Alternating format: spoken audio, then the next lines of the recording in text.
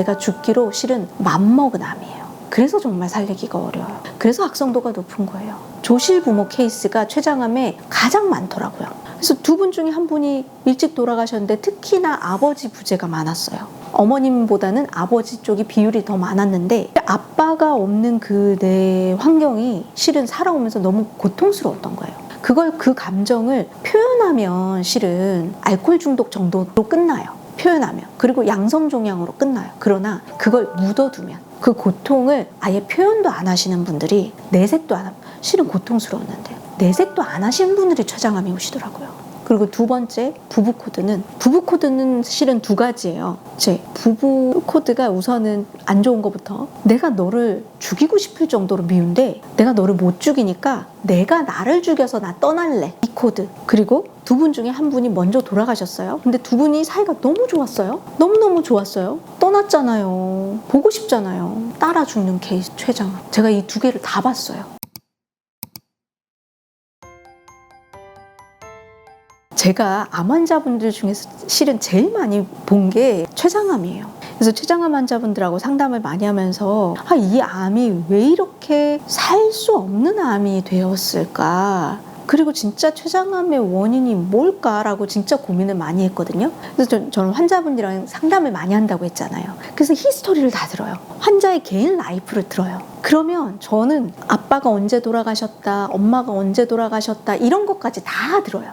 시시콜콜하게. 그리고 아빠가 무슨 알코올 중독이 있었다 없었다 이런 것까지. 그리고 내 인생이 어땠다, 내 인생이 어떤 삶을 살았다 이런 것까지 제가 좀 많이 들었어요. 청취를 했어요. 그랬더니 췌장암이 공통점이 나타나는 거예요. 이게 췌장은요, 구조 자체가, 위치 자체가 내 몸의 중심의 가장 깊은 곳에 위치한 장기예요. 그래서 췌장이 사실 그 진단이 쉽지 않은 게 CT나 MRI를 찍지 않는 이상은 초음파로도 잘 안 보여요. 간 같은 경우는 초음파, 갑상선 초음파 다 볼 수 있거든요. 근데 췌장은 깊숙이 있어요. 그러니까 그 위치 자체가 내 몸의 중심에 가장 깊은 곳, 그곳에는 나와 나에게 생명을 주신 부모님, 그리고 나와 거의 한 몸으로 사는 부부, 그리고 나 자신, 그리고 하나는 제가 검증하지 못한 거 자식, 요 내 관계의 감정과 그 관계의 그쪽에 드러난다라고 저는 보게 된 거예요.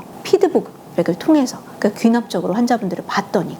그리고 위치도 사실 중심의 중심이거든요. 가장 깊은 중심이거든요. 거기에 어떤 마음이 있겠어요? 생명을 나에게 준 엄마 아빠, 그리고 나와 한 몸인 내 부부관계, 그리고 나 자신, 그리고 자녀인 것 같아요. 그래서 아이로는 아직 검증이 안 됐어요. 그러나 이 세 가지는 귀납적으로 제가 다 확인을 했거든요. 그게 부모님 중에 두 분 중에 한 분이 일찍 돌아가셨어요.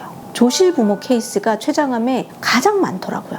그래서 두 분 중에 한 분이 일찍 돌아가셨는데 특히나 아버지 부재가 많았어요. 어머님보다는 아버지 쪽이 비율이 더 많았는데 아빠가 없는 그 내 환경이 실은 살아오면서 너무 고통스러웠던 거예요. 그 감정을 표현하면 실은 알코올 중독 정도로 끝나요. 표현하면. 그리고 양성종양으로 끝나요. 그러나 그걸 묻어두면 그 고통을 아예 표현도 안 하시는 분들이 내색도 안 하면 실은 고통스러웠는데 내색도 안 하시는 분들이 췌장암이 오시더라고요. 표현하시는 분들은 양성종양으로 오거나 알코올 중독으로 오거나 그래요. 제가 그것도 다 환자분 케이스가 다 있었어요. 그리고 그러니까 돌아가신 아빠를 보려면 내가 어떻게 해야 돼요? 죽어야 되잖아요. 그리고 아빠도 빨리 죽었잖아요. 그러니까 나도 빨리 죽는 거예요. 아빠를 따라서. 이게 췌장암의 조실 부모 코드예요. 첫 번째 부모님 코드. 그리고 두 번째 부부 코드는 실은 두 가지예요. 제 부부 코드가 우선은 안 좋은 것부터 내가 너를 죽이고 싶을 정도로 미운데 내가 너를 못 죽이니까 내가 나를 죽여서 나 떠날래. 이 코드. 그리고 두 분 중에 한 분이 먼저 돌아가셨어요. 근데 두 분이 사이가 너무 좋았어요. 너무너무 좋았어요. 떠났잖아요. 보고 싶잖아요. 따라 죽는 케이스 췌장암. 제가 이 두 개를 다 봤어요. 그래서 부부 코드는 그나마, 부모 코드는 현실적으로 내가 그걸 엎을 수가 없잖아요. 부모님 돌아가신 부모님 어떻게 살려요? 근데 부부 코드는 회생이 가능하더라고요. 그래서 부부 코드 중에서 그 남편이 완전히 이제 그 가정적이지 않고 겉돌고 또 그 와이프는 또 기독교인이고 독실한 기독교인인데 같이 교회도 안 다니고 막 남편이 그러시던 분이 와이프가 췌장암 걸려가지고 완전 사랑꾼이 되셨어요. 그분이 회복이 되니까 남편이 회복이 되니까 와이프가 회복이 되더라고요. 이 췌장암 낫는 거 보셨어요? 저는 이 케이스만 이 회복된 케이스가 낫는 걸 봤어요. 네. 그리고 또 그걸 또 제가 눈치채게 된 게 그 우리 환자분이 다른 췌장암 환자분 또 여성분 낳으신 분이 뭐라고 그러셨냐면 남편이 30억을 날려먹었대요. 그래서 내가 남편을 죽이고 싶었대요.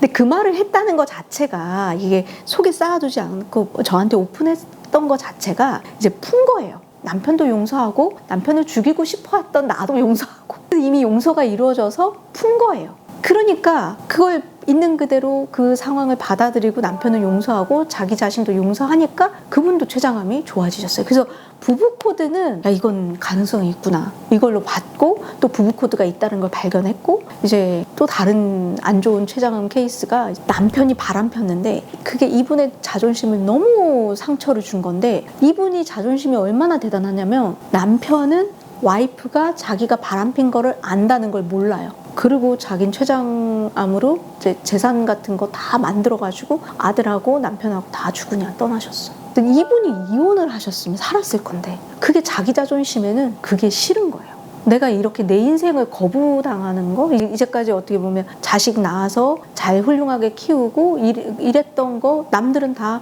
이렇게 좋게 보는 거잖아요. 그 훌륭하게 그거에 오명과 흠집을 자기 자존심을 상처내고 싶지 않으셨던 거예요. 그러니까 오죽하면 남편이 몰라요. 이분이 안다는 걸 다 들켰는데도 그 남편이 모른다니까요. 대단한 자존심이죠. 그게 췌장암이에요. 그래서 내가 죽고 싶어서 결정한 암이에요. 그게. 그래서 부부 코드, 나 자신 코드. 자기 혐오가 있어요.